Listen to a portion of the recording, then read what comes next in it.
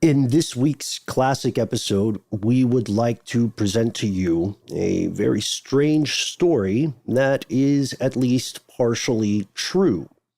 It is a story of a conspiracy halfway around the world, a conspiracy that takes place in the darkest depths of classified institutions throughout the USSR.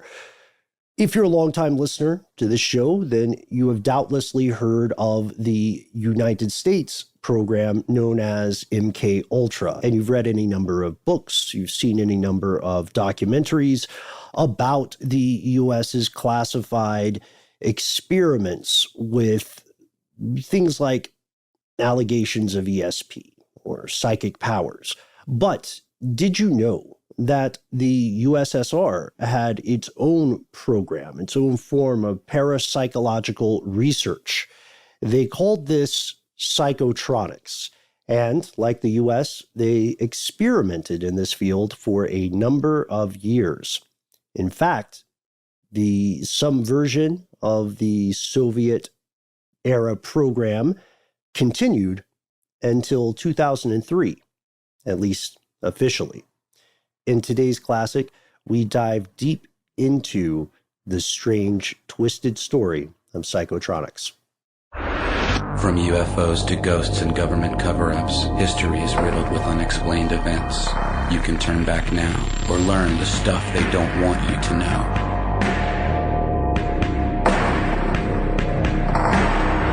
Hello everyone and welcome back to the show. My name is Matt. And I'm Ben. Actually, my real name is Ben, and I promise I won't do that accent anymore. Matt, I can always tell when things are about to get serious on our shows, whether it's our video or our audio, because you've got the E smoke going. Oh yeah, sorry about that. No, it's cool. It reminds me of the caterpillar in Alice in Wonderland. Oh wow, that's the look I'm going for. Giant caterpillar with a hookah. Is that the look? That explains so much about our profile pics that we're working on. We are talking today about two of my favorite subjects, government secrets and the search for psychic powers, or just fringe science, right? We're fans of that. Yes, anything on the fringe. You and I grew up loving the X-Files, loving Twilight Zone. Outer Limits. Yeah, we even sat through a couple of the downer seasons of Fringe. Yeah. It happened. Hey man, I'm on the 5th season, by the way. You should know. Oh, are you still watching it? Yeah, I haven't finished it. Okay, well. Please don't spoil it. I won't. Tell me, hey, you know what? The writers did a good enough job spoiling Fringe. Oh no. They don't need our help. Oh, don't tell me that. No, I'm kidding. It's one man's opinion. But when we are talking about these things, we naturally go to one of the coolest subjects we've talked about in a while, which was the Soviet version of MKUltra. I mean, that's what we call it on the show, right? Yeah, well, it's also the Soviet version of Project Stargate. Yeah. It's got a lot of similarities to the weirdness that the U.S. government was doing. Now, what was Project Stargate? Project Stargate was basically, again, trying to make psychic soldiers in the U.S., trying to figure out a way to unlock this weird mind-body connection that was considered pseudoscience by even a lot of people who were doing it, but they wanted to make sure that it wasn't real, so that perhaps we talk about in the episode that right. if it is real and we just aren't spending the money to research it and one of our enemies does, then we're in a whole heap of trouble. Yeah, and when we're talking about psychic powers, I don't know about you guys, I like specifics. We're specifically talking about one of the biggest things they researched on the US side was out-of-body experience. Is it possible to train soldiers or intelligence operatives to travel remotely and to somehow perceive things thousands of kilometers away? Yeah, remote viewing, man. That was one of the biggest pushes. Yeah, that's the term, remote viewing. Ingo Swann, one of the biggest guys in this. And I used to, when I was a kid, I had those Time Life mystery books. Oh, yeah. That talked about Ingo Swann at length. And it's interesting because Swann maintains that he really has a legitimate ability to do this. And other people who worked with him have argued the same thing, but not all of them. And quite a few people have said, well, the reason that this was shut down is because ultimately we just found out that there was no real ability to do this, or that even if this ability existed, it was not applicable or useful. Yeah, it wasn't accurate enough. Right, which is kind of what Sony, was it Sony? Kind of what Sony said when they shut down ESP. their ESP program. Yep, true story, you guys. Sony had an ESP program. That's a story for another day. And they used it in all of their CD technologies. As we see, it's crazy. It actually says ESP on there. You remember that? Or having, wow, is that? No, that's perfect. Okay. Yeah, it's a good point because it's strange. That's one of the things that you and I didn't believe when we first started reading it. We were convinced that ESP stood for some other acronym. Yeah. You know, like electronic sound provider. Yes. Or something exactly. like that. Yeah. But this one was a real ESP program, and the US of course had them as well. The Soviet ideas were very different. Yeah, they were. Now, a lot of this that comes to us comes from recently declassified documents, and they are just the tip of a red iceberg here, huh? Oh man. I know. But they are, I wrote it down earlier, so I wanted to try it out.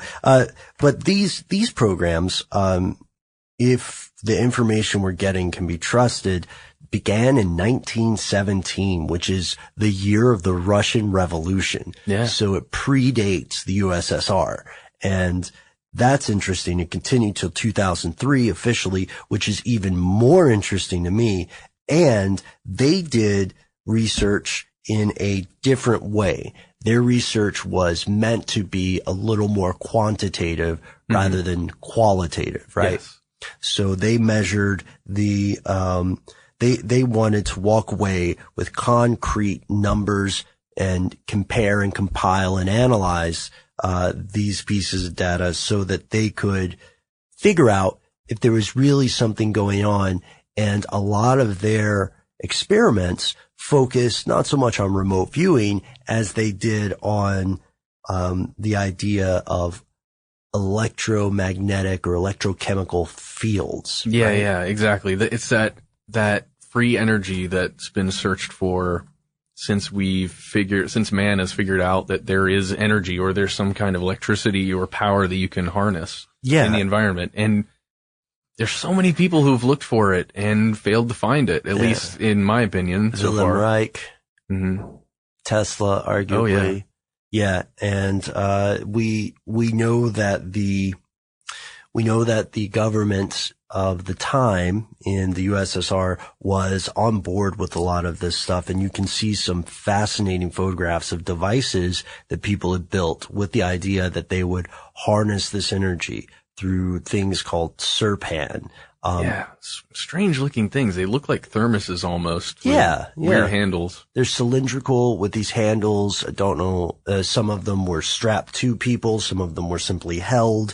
The idea being that if all living things emanate this field in some way, then we could build something that would aggregate and apply or direct this energy. And they were directing it with the hope of doing things like, having plants grow faster was one, producing, neurological effects. So having someone's brain function be affected in some way, which is frighteningly vague. Yeah, I know. Yeah. Oh man, but that would be great if you could somehow really send out an enhancing intelligence ray with some device that was strapped onto you. I guess you'd need a group of people if it worked the way they thought it would work. Right. Yeah. They did think it was a cumulative effect. But they also focused on this was one of their most interesting areas of focus and something that the U.S. wasn't really focused on. They also use these torsion generators. We do have to point out that the Russians, or rather the Soviets at this time, did have psychics that they would conduct tests on. And those tests would be some of the same stuff we hear in the United States, the idea of whether or not clairvoyance existed, which was not proven satisfactorily, the idea whether or not there would be an ability to predict the future, which is also not proven very well, telekinesis, which as much as I want it to be real, was not proven. Again, if you believe that any of those things truly are real right now, listening to this podcast, and I don't mean to sound like an extreme skeptic, because I'm certainly not. As soon as I have evidence that shows me that any of those things are real, I'm down, because I want to believe, just like the old X-Files. But you should really talk to or listen to James Randi, because the guy makes some really great points just about how he's offering crap loads of money to anybody that can prove this stuff. Oh, that's right. Yes, the famous $1 million for proof of any psychic, parapsychological, or paranormal phenomenon by James Randi. And it's a little bit controversial. In fact, I'd like to do a podcast on that maybe in the future. Yeah, that's a great idea. I'm going to be totally honest with you, though. This is a part where we might differ.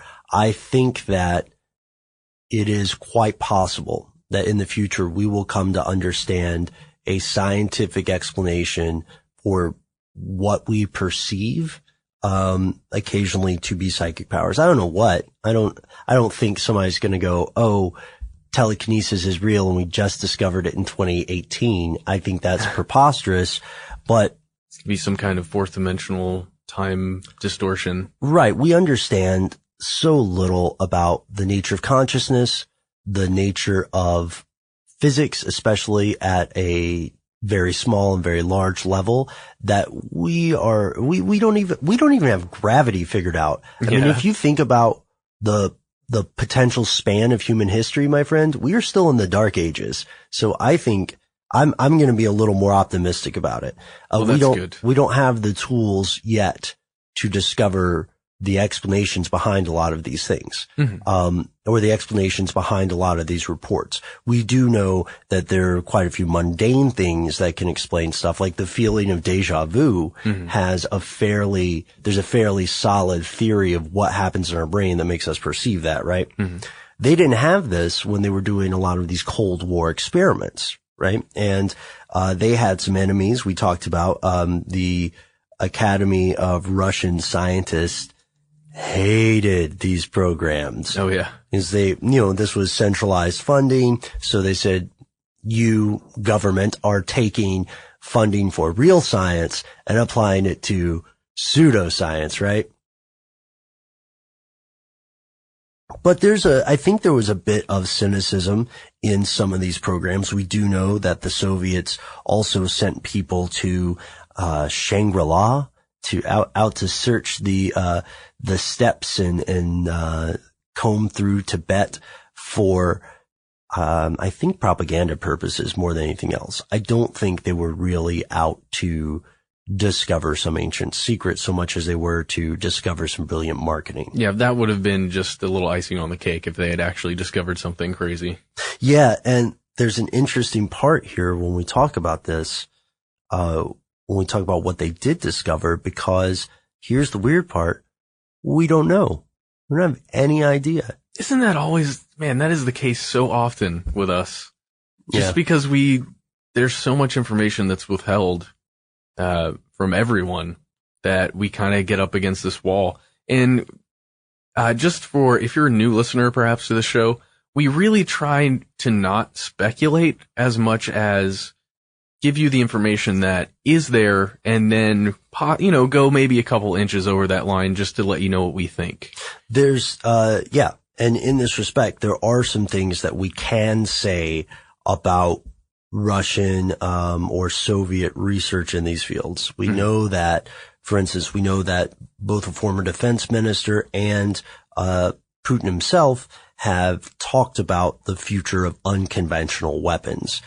We also know that in the West, research on these directed energy weapons is occurring. We know that the technology exists to give people the sensation that they are hearing voices, which is freaky, right? You hit me to that one, Matt. Yeah, that gives me nightmares. We know it's fairly obvious that the actual bleeding edge or cutting edge of technology is several years at minimum ahead of what the public thinks it is.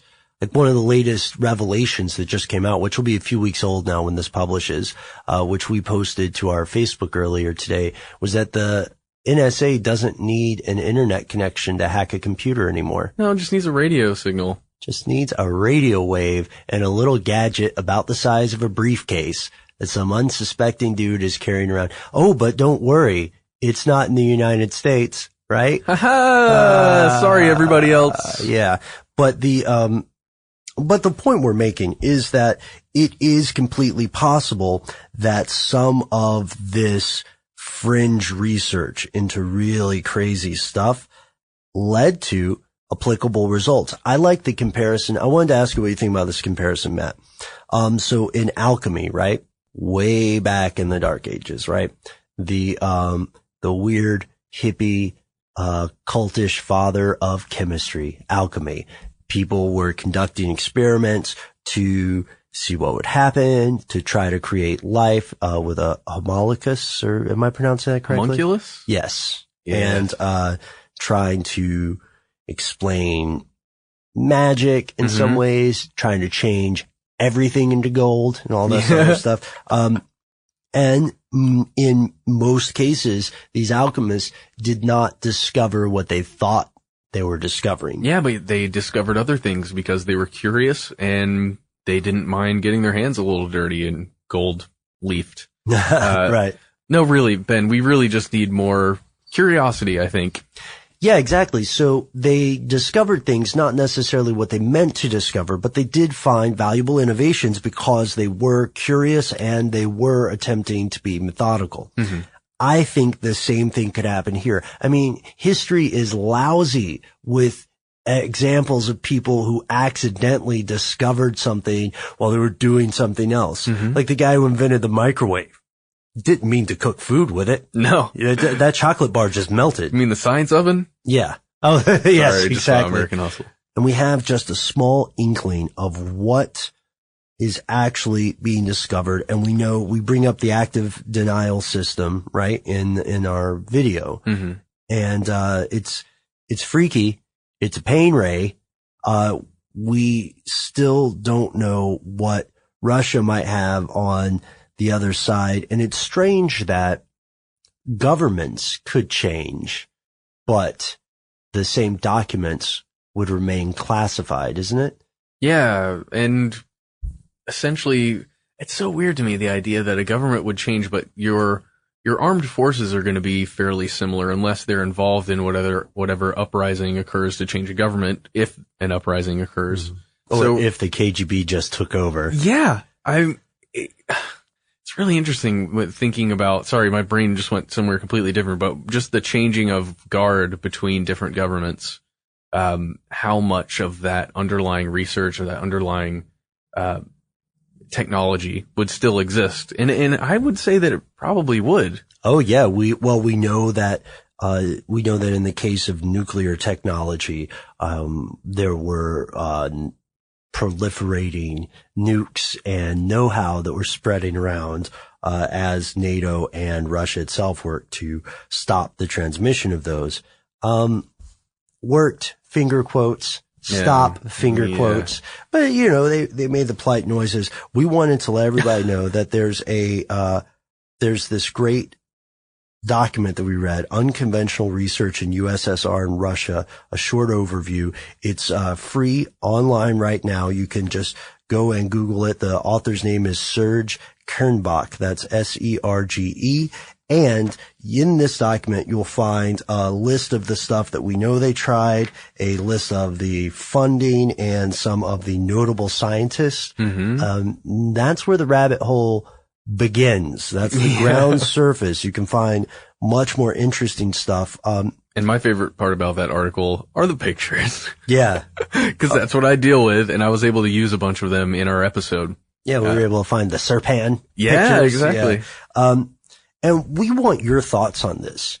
Do you think that governments continue psychic research? Do you think it was a big financial boondoggle and people were just paranoid? Do you think that you have evidence of psychic powers? Because if it checks out, we'll help you win that $1 million. Oh, yes. But we should also put up a link on our website that has some more information about the James Randi Prize. I have a blog post about it from earlier. Okay. So you can check it out there. And the very last thing I have to do, Matt, could I read you some listener mail? Oh, please do.